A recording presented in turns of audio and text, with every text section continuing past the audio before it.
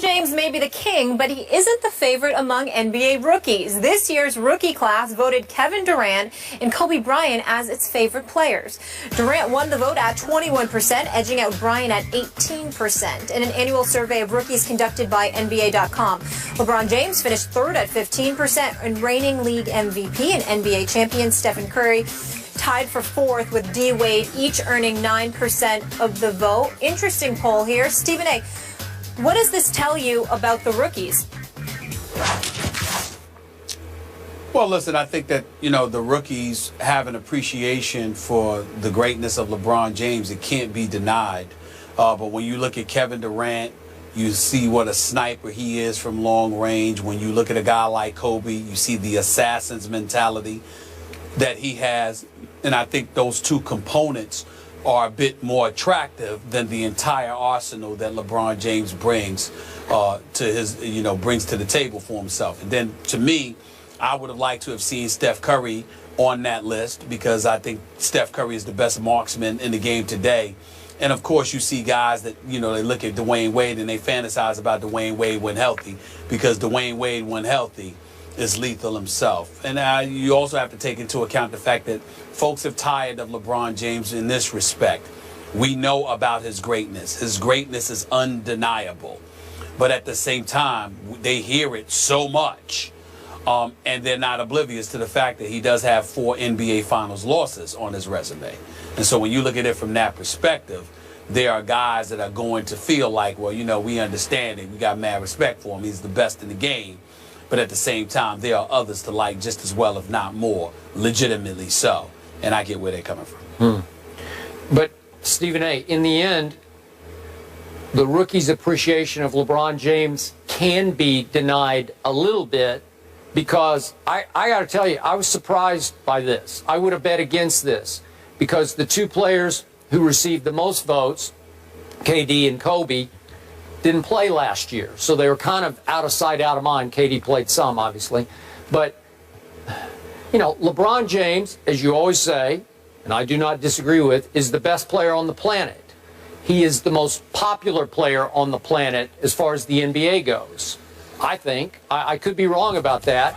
Yet here's the group of incoming rookie stars, if you will. They were college stars, obviously.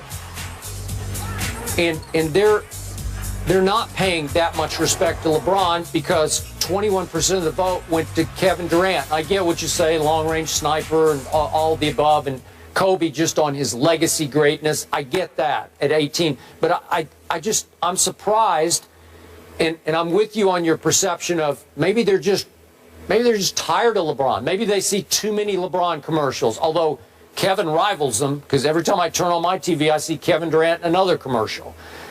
So in the big, but like you say, he's lost 4 finals. He's been in 6 of the last 9, but he's lost. So does that diminish their respect? I'm talking about just a little bit, because he did get 15% of the votes. But go ahead.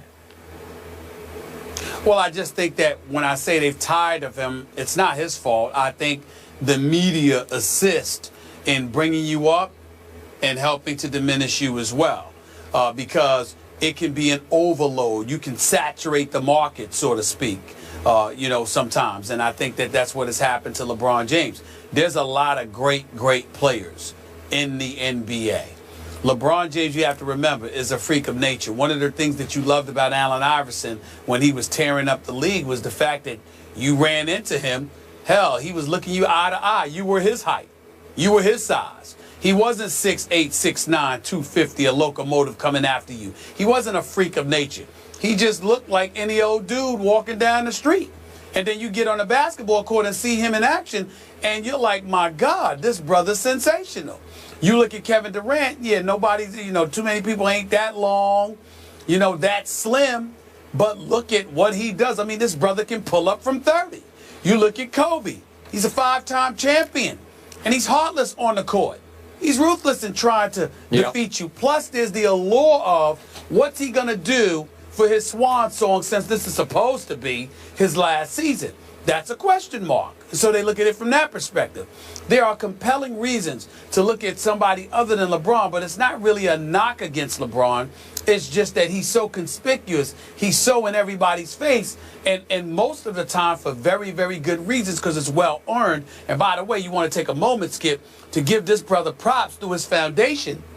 He's spending like $41 million on giving local kids in Akron a full 4-year scholarship. I mean, LeBron James is doing some absolutely wonderful and spectacular things. But it doesn't negate the fact that every time you turn around, when it comes to basketball, you're hearing about LeBron. And this could be rookies' ways of saying, we'd like to hear about somebody else because we believe other people need to deserve to be heard about too. Okay, and I got it. And LeBron does great things off the court, but that's Fantastic. not factoring Fantastic. in enough to these kids to say, I love him, he's my favorite because of what he does on the court and off the court. They're saying, nah, again, a majority saying, I'll take KD or give me Kobe. And LeBron got 15% of the vote. Interesting. So would you move quickly with me to one other category? Because I want your response to this. Sure. When the kids were Sure. asked, the incoming rookies, which of you, which one would you vote for of the incoming rookies to have the best career? Best career.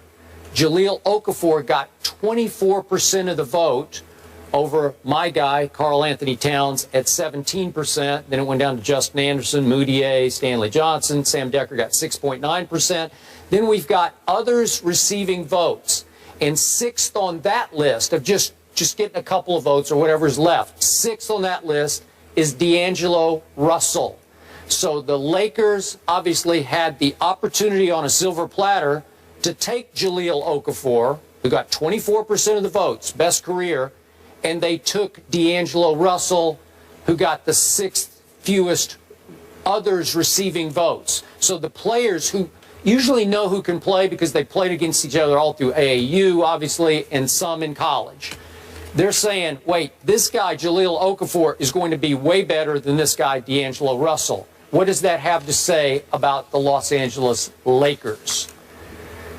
What it has to say about the Los Angeles Lakers is that they are not what they used to be, and they damn sure ain't what we thought they should be, because when they drafted D'Angelo Russell, we were under the impression that there was a big man that they were going to get in free agency. So it made perfect sense that they would pass on Jahlil Okafor. But once they couldn't get anybody, once none of the big men wasn't willing to come there, including Greg Monroe from Detroit, then you realize that the Lakers may have made a mistake. Now, I know for a fact that Kobe loved the pick, and D'Angelo Russell gets mad respect from NBA player personnel directors who say that he's 3 steps ahead of everybody in terms of being a floor general and an orchestrator. This dude knows how to run the show, but you got to have cats that actually know how to play and can do something with the ball, because he's going to get it to you.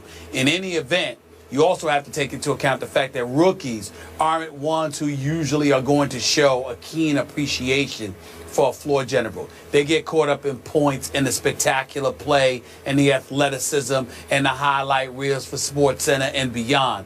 They don't really get caught up in somebody that's a John Stockton type dude in terms of being a floor general and knowing how to be a floor orchestrator. That's not something that they tend to lean towards favorably. So you can look at it from that perspective and relatively dismiss their criteria and evaluation.